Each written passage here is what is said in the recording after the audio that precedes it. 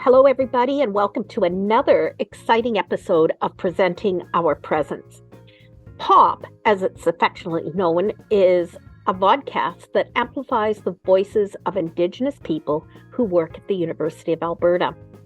Co-hosts for POP are myself, Dr. Cindy Gaudette from Campus Saint-Jean, and Kyle Napier, a PhD student in the Faculty of Education. Today, we're honored to have with us Kisha Supernant, a colleague in the Faculty of Arts. Welcome, Kisha, and I invite you to introduce yourself in whatever way makes most sense for you. Well, thank you so much for having me. Tanse, Kisha Supernant Zikatson, Nameskuchiwaskaiga no Chinia, Otipimisiwaknia. Hello, I'm Kisha Supernant, as introduced. I am Métis on my dad's side and British Canadian on my mom's. My dad's family is from Alberta as well as back to Red River, and we're connected to many different Métis, Cree, and Mohawk families. In addition to being a Supernant or Supernault, I'm also a Knot and a Gaucher and a Gladue and a Grey and a Blandion, Desiree, Cardinal, Calahoo, many names that many folks in Alberta would be familiar with. And then the Knots and Linklaters are my connections back to Red River. If you had asked me 5 years ago, 10 years ago to narrate that part of my family history, I would not have been able to do so. My father was born here in Edmonton, but he was raised in the child welfare system and in foster care. And so I grew up knowing generally that we were Métis, but really having no sense of connection to community or what that actually meant. So now I actually do a lot of work in Métis Archaeology. I'm director of the Institute of Prairie and Indigenous Archaeology here at the University of Alberta, where we really do community-led and community-engaged archaeological research, and have been called upon more recently to support Indigenous communities on their journey to find answers and truths about what happened to their children who never came home from Indian residential schools, focusing a lot in Western Canada. So my journey into the academy has also been a journey that has really taken me home, because this is where my father was born. These are my ancestral homelands, and I didn't get the chance to grow up here or grow up connected to my family. And so I've been on a very long and ongoing journey of reconnecting and learning what that actually means as a person and as a scholar. Thanks, Kisha. So when did you arrive in Edmonton then, given that this is a returning home in a way? So that has been, I actually sort of have a funny story to start with. I never came to Edmonton most of my life. My dad left Edmonton after being a student at the University of Alberta for a couple of years in the early 1970s. He felt extremely out of place and alienated, and so he left and he moved to Victoria, BC, where he met my mom, and that's where I was raised, mostly in the Pacific Northwest. With one exception, I had visited Edmonton actually when I was 13 years old on a school band trip, where we got on a Greyhound bus and we drove to Edmonton. And my only memory of Edmonton is, of course, West Edmonton Mall, which is at 13 years old in the mid-1990s. That's where we went to. So I hadn't actually spent any time in this place until I had applied to the University of Alberta for actually a postdoc position originally, a postdoctoral fellowship. And then the Department of Anthropology invited me to actually apply for a tenure track position. And so I came to Edmonton in May of 2010, early May 2010, for an interview for that tenure track position. And it was, I think, the 4th or 5th of May, and there was a blizzard. And as someone who had been raised where blizzards are few and far between, I was like, what am I getting myself into? But I moved to Edmonton that summer and was offered the job. And it was really interesting because, reflecting back on it, I felt a strong sense of home relatively quickly here that I didn't expect. So here, in Edmonton, in Treaty 6, Métis homeland, I had come here not really knowing how I would build a life in this place, and found it very easy and found a strong sense of connection. And, learning about my family's history in this area, it doesn't surprise me now. But at the time, you get this whole, oh, you're moving from Vancouver to Edmonton, what are you going to do? I actually really love this place, and I feel very, very connected and very at home here. And so in 2010, that journey really began for me in sort of that coming home piece as well. Yeah, that's really beautiful. And it just reminds me of when I was a young woman and the time when I felt connected to a place that I hadn't felt in the same way, right? And yeah, thank you for that. Now, as we prepared for this conversation today, you also talked a bit about that you wanted to share a bit of your academic journey and recognizing that it's an act of resistance. And I'm wondering if you could talk a bit more about how you're thinking about that for us. I would be happy to. So I think part of it is giving people a sense of where my academic journey has taken me. I have been interested in archaeology for a very long time. As a teenager, I became really enamored of this idea of exploring other places and learning about things that are unknown, which catches a lot of us, I think, into interest in archaeology. And my journey had taken me to an undergraduate degree at the University of British Columbia. And as part of that process, I had originally been thinking I'm going to go and study ancient civilizations. I'm going to go off to Egypt or go off to Syria and do all this stuff. But what happened is I took an archaeological field school. And in that field school, I had the great privilege of working alongside two amazing First Nations people, Clifford Hall and Betty Charlie, who were part of the Scowlitz First Nation, which is part of the broader Stalo Nation Stalo Tribal Council outside of Vancouver up the Fraser Valley. And working alongside them was the first step of my transformation into sort of doing archaeology to becoming more of an Indigenous archaeologist, because they had a totally different connection to the place. We were working in the place of their ancestors, and they took me under their wing, and they really shared with me what it meant to them to be on this ancient site, to be working with the belongings, to be learning from those ancestors, and the importance of ceremony that was involved in that. And that really sparked something in me where I realized that archaeology didn't have to just be about other places and other things, that it really could be about that connection to place and that deep sense of home, which it was for them. My journey then took me to doing archaeology where I really wanted to work with community, but faced a number of barriers because of ongoing sort of settler colonial dynamics, of sort of pitting nations against each other. And I was grappling with that actually when I first arrived at the University of Alberta. I was sort of reeling from this experience I had during my PhD where my research didn't go the way I wanted it to. And I ended up producing something that I wasn't all that proud of because it wasn't what I wanted it to be, that really integrating Indigenous knowledge into the archaeological practice. Now, this was working with a community that wasn't mine. This wasn't a community I was part of or connected to, but it had really raised some important questions for me about the practice of archaeology. And also, in this particular case, the space in which I was doing archaeology had potential to actually make the situation worse. So this question of harm really emerged. Like, why was I doing this work in this place where it wasn't really doing anyone any good? So I was grappling and sort of working through all of that when I came here. And at the same time, I had been on this journey of, throughout my university in particular, of trying to really figure out who we were and who we belonged to and what our kind of story was. And I had sort of bits and pieces of that. My dad had come to Alberta to try to find out more information. I was learning a bit more about what it meant to be Métis, sort of broadly in a generic sense. And so that was also kind of present. And when I came here, it mattered a whole bunch more who I was than it did in British Columbia, in part because of my last name.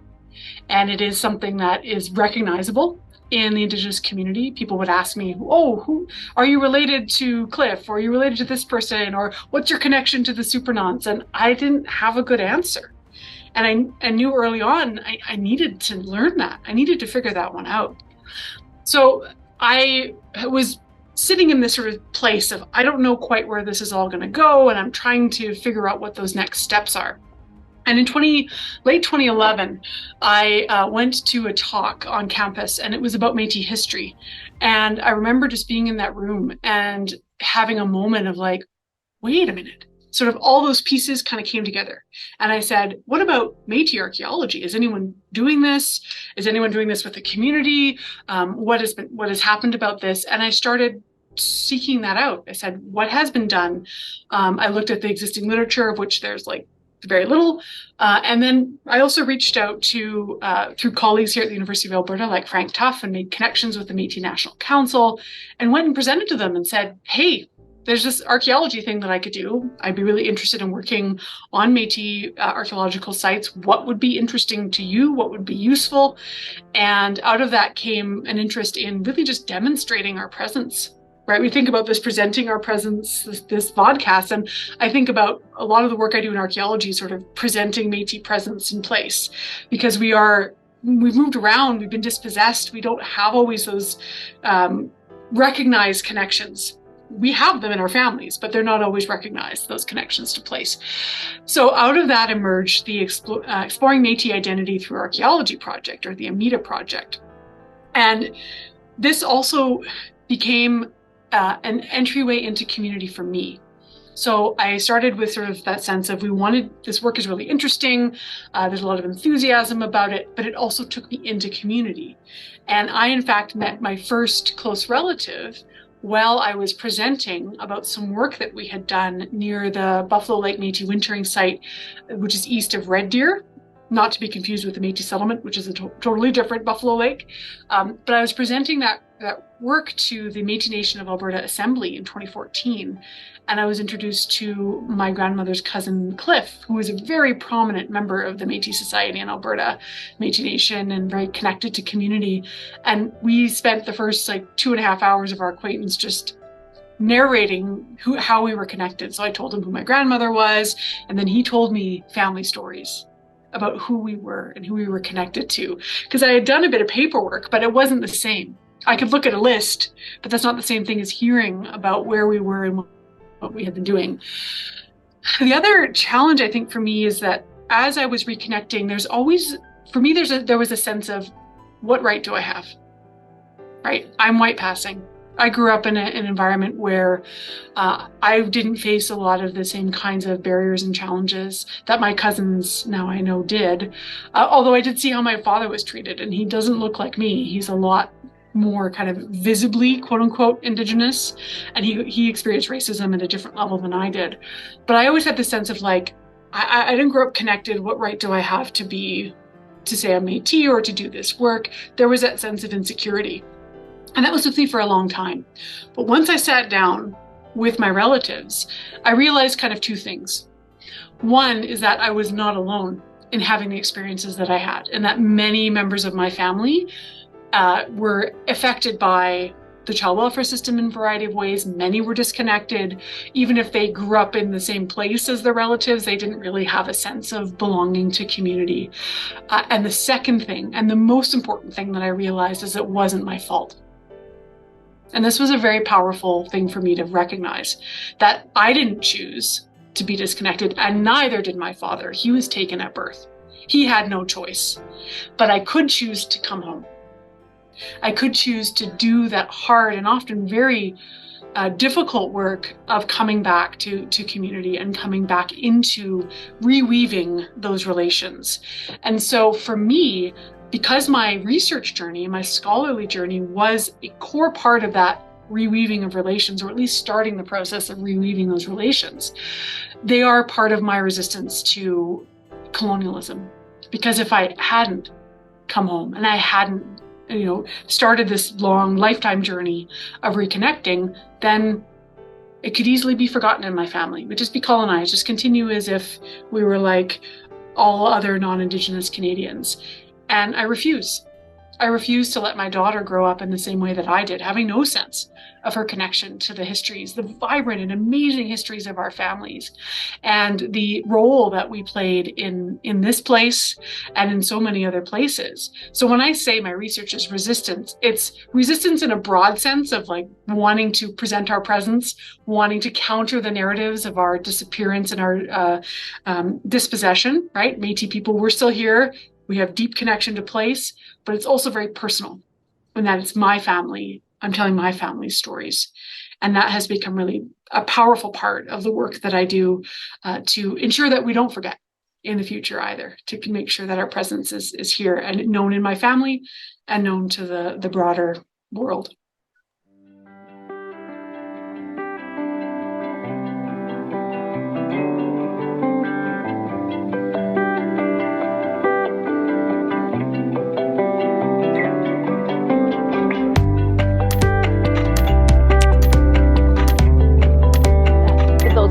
powerful images that you're providing as well.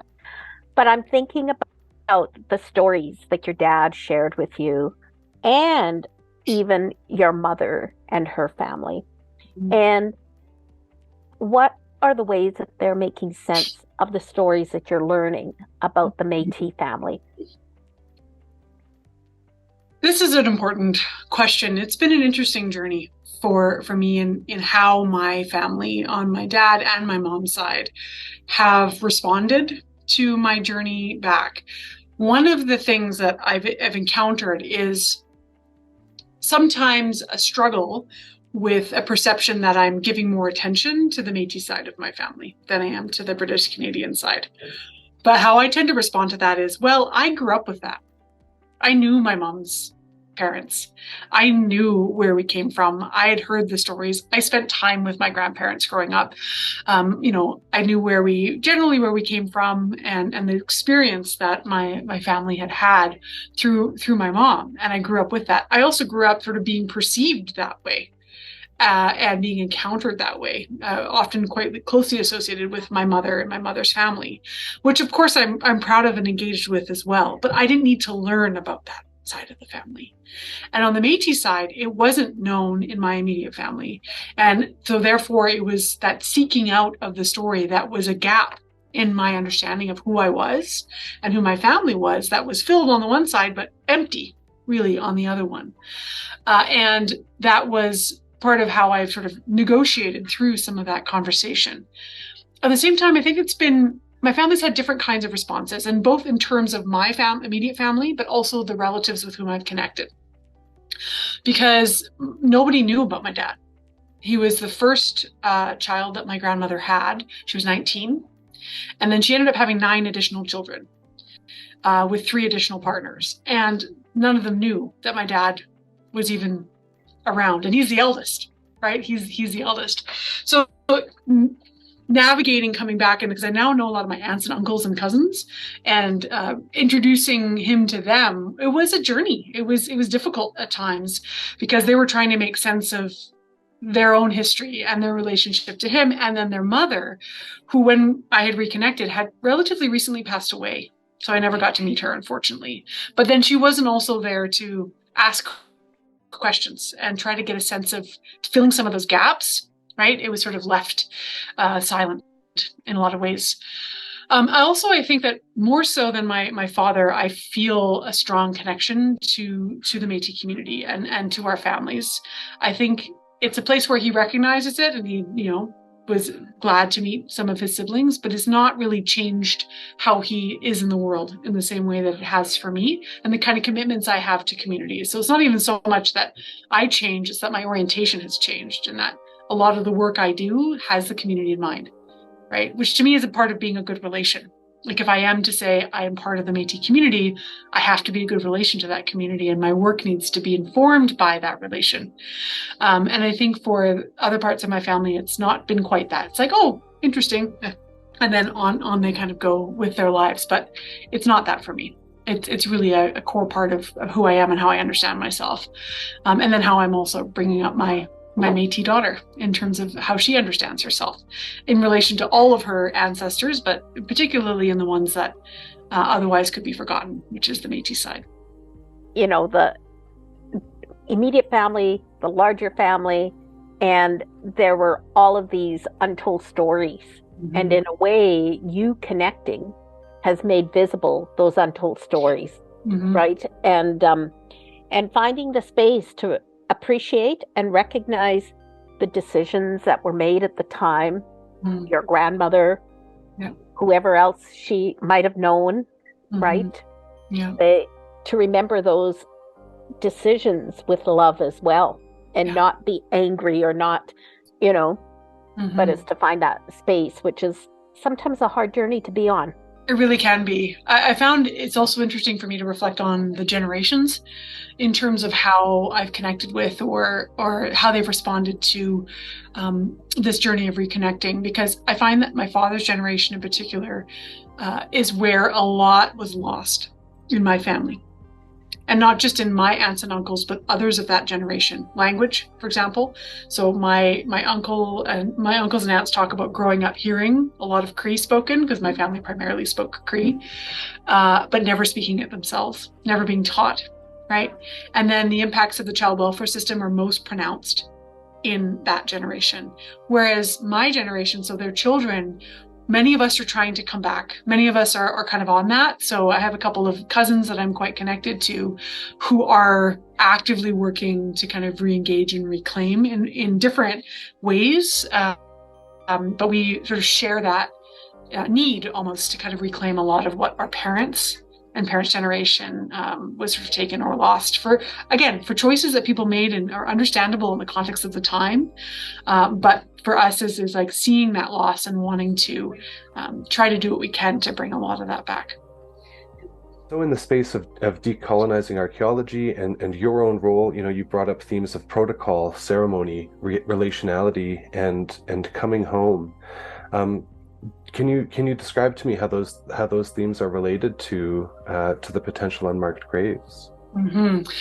Of course, these are essential to work around trying to find locations where children were buried from residential schools.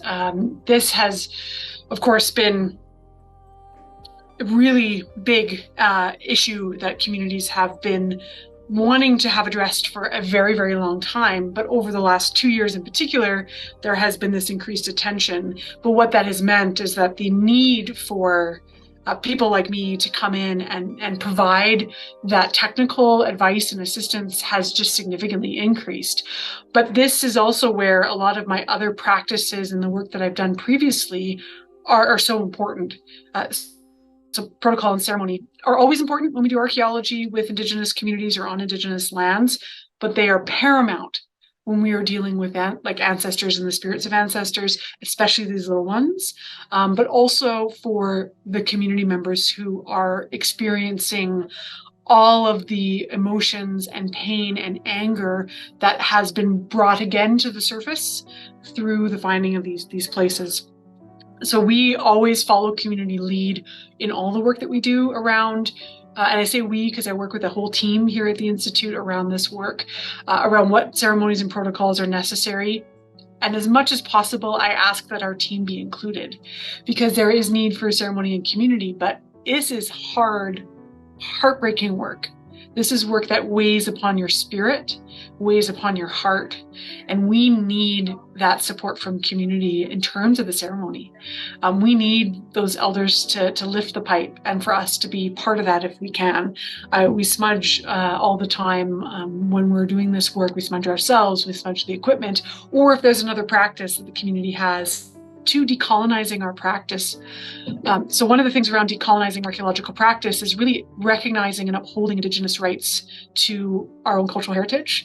And in particularly in this area where I might be working with very sensitive information about potential unmarked graves, upholding Indigenous data sovereignty. So I may be a university researcher, but when I come in to do anything, but especially when I come in at the request of community to do work on unmarked graves, everything belongs to community. And we make that clear right up front. And I won't even talk about it publicly, present on it, publish on it, or anything like that without explicit consent and ongoing consent of community. And it's not appropriate for me to be turning around and writing about unmarked graves in any particular community location. I do reflect on the process, and sometimes we'll publish about broad issues related to this work that I see emergent, but not ever anything specific to any one community, because this is an area where it's been a challenge in archaeology. Indigenous people's rights to our own cultural heritage are actually not at all recognized in most parts of Canada because of the way that cultural heritage is legislated at the provincial and territorial level. So the belongings of our ancestors, and in fact, in many cases, our ancestors themselves, do not belong to us according to Canadian law. Of course they do, but Canadian law doesn't recognize that, right? It's the provincial crown. So all of these issues are so paramount within the work around unmarked graves, but they expand much more broadly to how we practice archaeology generally, and even why we do archaeology. I was trained that archaeology is the study of the material past for the good of humanity.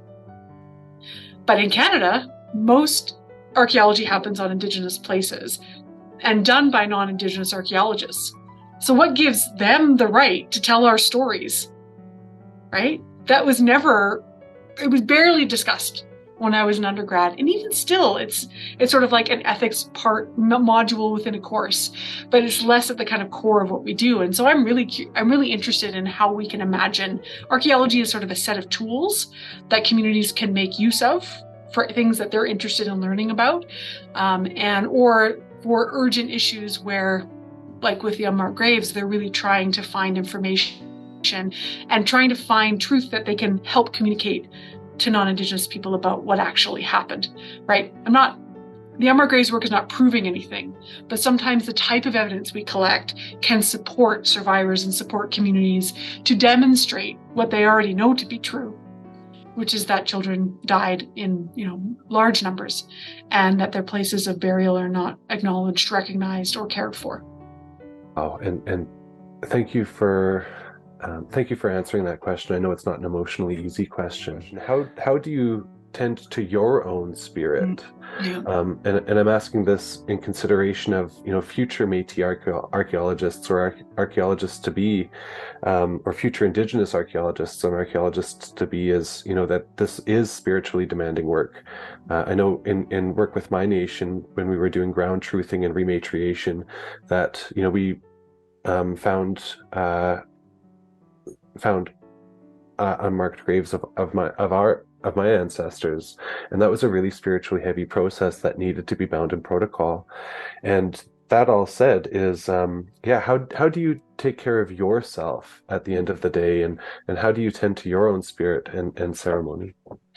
I think this is a great question, and I think it's one that we don't tend to ask enough in academic contexts.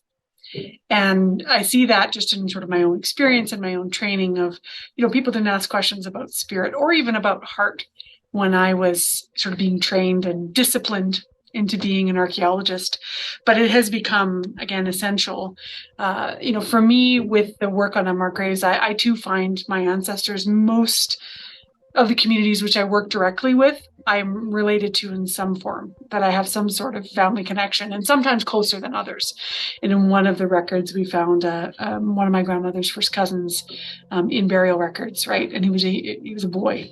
And it's those things they come up. And if there's folks also who work in archives, this happens a lot too. You encounter your relatives and you encounter some really horrible things in the archive, just how people talk about us, right? And all that kind of thing. So tending for the spirit in this work is really, really important. For me, ceremony is the most important in terms of my own spirit care. Making sure that I'm not only relying on it when we go into community, but that it's more integrated into my life. And I'm lucky I've had a few elders really kind of looking out for me that way. And also it really helps whenever I'm talking about this, I'll have community members and knowledge holders and elders come up and saying, you're in our prayers, all of you doing this work. And those prayers help. They collectively help as well. When I'm going in to do this or to talk about this really, the hard parts of this work of bringing knowledge and results back to community especially, I find that extremely difficult. I ask my ancestors to stand with me. I ask those who I know have passed into the spirit world to stand by me, so I imagine them almost like, having my back and being that kind of support, because this is spirit work.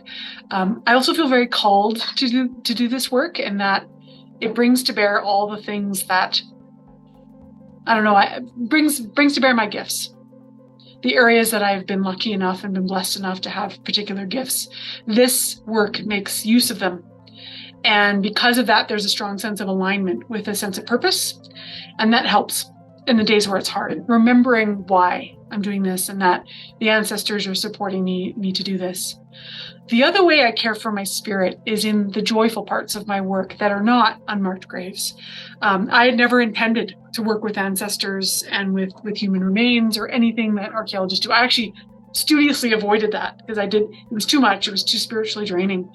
But now, because I'm called to do that work and I need to do that work, the part that brings me joy is the Métis archaeology part. because this is me. It still has a spiritual side to it, right? It's still ceremony. It's still very sacred, but I get to learn about my ancestors. I get to hold the belongings. I get to tell our stories and reclaim our stories. And that fills my heart. That sense of like, I have this wonderful privilege of being able to engage with these belongings and then to share them with my community, with my relatives, with my aunties, with my cousins, and say, did you know how awesome our ancestors are and what they've done and the places that they were? And that brings me a lot of joy. One of the things I'm really looking forward to is that we're about to start a project in St. Albert. And we're working with the Arts and Heritage that runs Riverlots 23 and 24. And we get to work with those places and help to expand the stories that we already know by bringing archaeology. And folks in St. Albert, Métis folks in St. Albert are over the moon. They are so excited. And to me, that's like, I'm excited, and then they're excited, and then the students get to come in and learn from where everyone's excited and see where we so engage with the community. We'll be bringing in knowledge holders and teachings, and like, this is joyful for me. This is like, it helps to fill what the other work takes, right? It helps to fill that up. And so for me, I've really had to find that balance, because I could spend all of my time. There's enough demand on my time to spend it all doing unmarked graves work, but I can't, because I need this other part to fill me, and my community needs me to keep doing it too, right? There's still not that many of us doing this kind of work, although it's growing, which is exciting. So that finding that balance is really important. And then having very clear boundaries around my work time is the other piece that really helps me. I have an 8-year-old daughter, Leia, and she's amazing, and I want to be able to spend time with her. And my work already takes me away from her a lot. So when I'm home and when it's not the work day, I'm present with her, and I'm not, off working or doing something else, answering my emails. So I'm really try as much as possible to maintain strong and clear boundaries. And if I don't, I actually won't be able to continue my work, because it will be so draining that my cup will never be refilled, right? So it's just a matter of finding all those things that the balance of ceremony, the need to do that joyful work along with the really heavy work, and then the need to have clear and strong boundaries, which can be really tricky in academia, because it'll take everything you have to give, right? If you let it.